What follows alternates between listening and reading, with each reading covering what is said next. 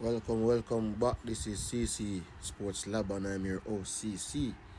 Right now, people, may I tell you, that performance against Guatemala was one of the most epic performances. And I just want to take a time out and, give you some analysis on the game. But before we get there, people, remember to smash that like button, hit that subscribe button. I need at least 70 subscribers. But not try to be greedy, people, but isn't me like make the ratio nice. When if you watch the video, like the content, just subscribe to the content, no people. That's all I'm asking. Subscribe to the content, like the content, share the content, leave a comment because it's interactive. So, we don't know everything, but we know some things. So, Jamaica beat Guatemala 3-0, right? That allowed Jamaica to top the group and secure part 1 in the draw. And the draw took place yesterday, right? So Jamaica drew Curacao, Trinidad and Bermuda, which is a favorable draw. All Caribbean teams. I think we can count Bermuda as somewhat Caribbean as well. So the draw is an all Caribbean draw, avoiding some of the Central American teams, which they ended up in an all Central American draw in a way because I think Guatemala, El Salvador, and Panama is in one zone by themselves, along with Suriname, and the final zone, which is Group C, as Honduras, Haiti, and those teams. So, the draw look like it's been favorable. The football gods have smiled upon Jamaica, but I'm here to talk to you about Guatemala. 20 of you guys have already subscribed by this, right? So I'm here just to speak on the Guatemala victory. So there was a keen thing that Steve McClaren did. She's been doing it a while now, right? But a lot of persons are watching it and not realizing. I think even say Oral Tracy was saying Lottie Bodier was playing midfield, which in essence he wasn't really, and Oral Tracy was at the game, and so it goes to show you, say, a lot of people sometimes watch things but they don't understand. You get what I say? So the inverted wingback, which Lottie Bodier was playing, inverted wingback, right? And it was very notable in the game against Guatemala because in terms of having that tactical wrinkle to your game, I see where USA exploited it against us with Anthony Robinson, and it paid dividends for them. We never had a clue, as Jamaica never had a clue what to do. And I think Steve McClaren came back away from that game and said, inverted wingback. He might have had it in his arsenal before, but he wasn't employing it in the early stages of him coaching Jamaica. But then, ever since that game, he has consistently deployed it, right? In this game, he used Lottie Bodier. The Lottie Bodier was playing right back, and he was the one who was inverting at the time. What this did is it created a defensive solidity and central overloads in possession, right?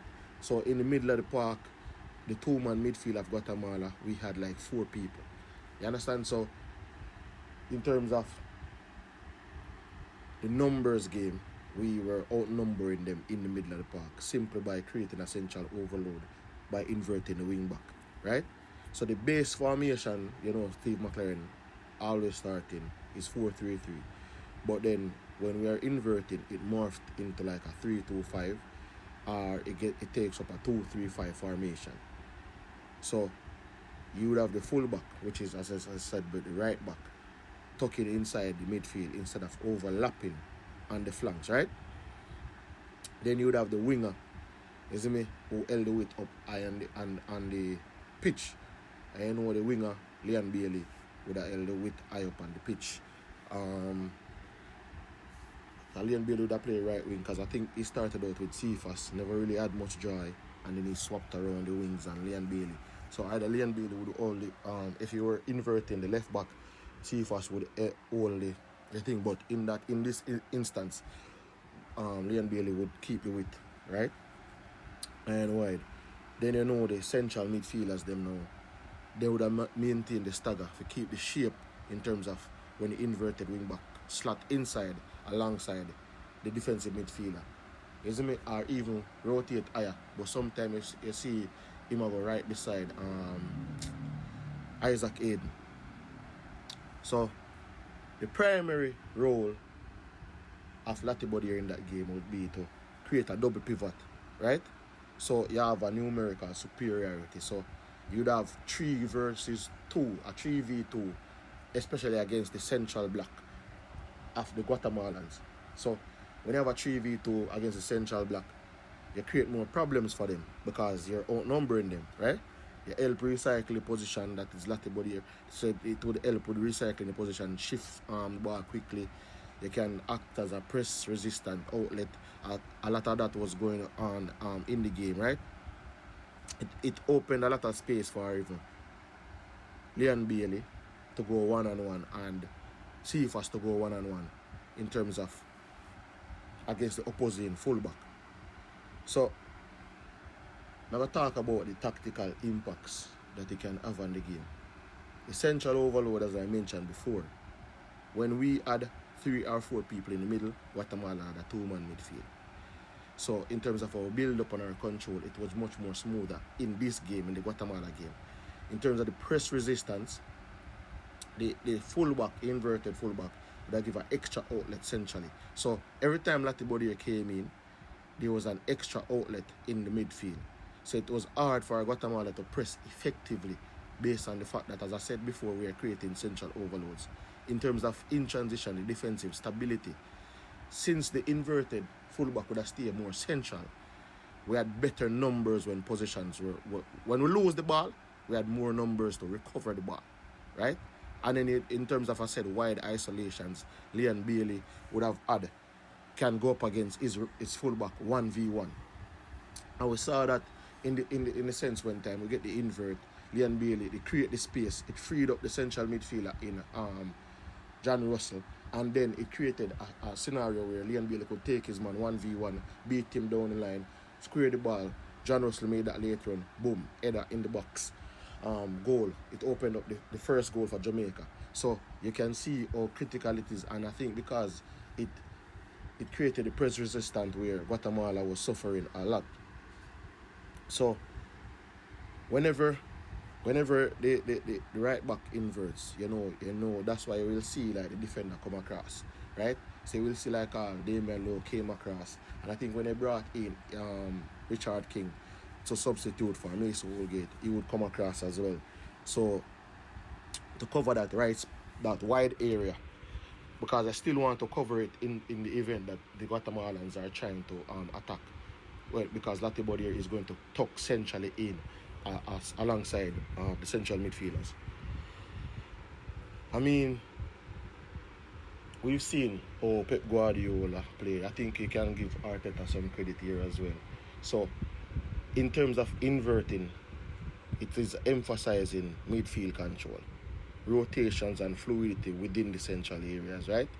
And you minimize defensive transition because you always have a compact defensive shape. So we know Steve McClaren is a possession-oriented coach, and in terms of being a possession-oriented coach, inverted fullbacks are essential in that style. It leads more to that type of style. So if he wasn't necessarily a possession-oriented type of coach, it wouldn't be as effective as we seen it work against Guatemala. And if you notice the outcome of this, Jamaica would have dominated Guatemala in terms of possession. We had about 60% or more of the ball at all times. Guatemala struggled against the press centrally. Oftentimes you would see them trying to attack out of the flanks. And for a long period of time, Jamaica failed to really play through the middle of the park. So in terms of employing this type of tactical strategy, we control the midfield much better than any other game that I have seen Jamaica play in a long time, right? Which forced the Guatemalans to go out to the flanks. I think that was the same thing USA did to us, which forced us to go to the flanks. And I think when Cephas came on, we had some joy on the flanks. But most of the time, you want to do your business in the middle of the park, right? In terms of the creative play, I gave them more time on the ball and minimized their defensive exposures. And you know, like when Cephas playing, there can be a lot of exposure. And I think that's why the coach went with Latte Bodier than Dexter Lembikisa. Even though Dexter is technically gifted and thing, I think he was looking for a more solid defensive player, right? Especially that Latte would have had experience playing in midfield. I mean, he had more experience playing in midfield than Dexter. So when he inverts and comes into the middle of the park, he looks a little bit more comfortable than Dexter would have looked. Dexter looks more comfortable overlapping. So if the coach is changing the strategy and using the fullback to overlap, I think he might go with Dexter in a case like that.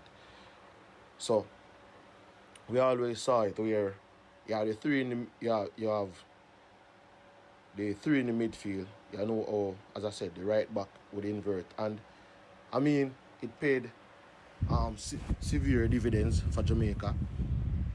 That's one of the great things I like about the coach, Steve McClaren. He's not stuck in his ways.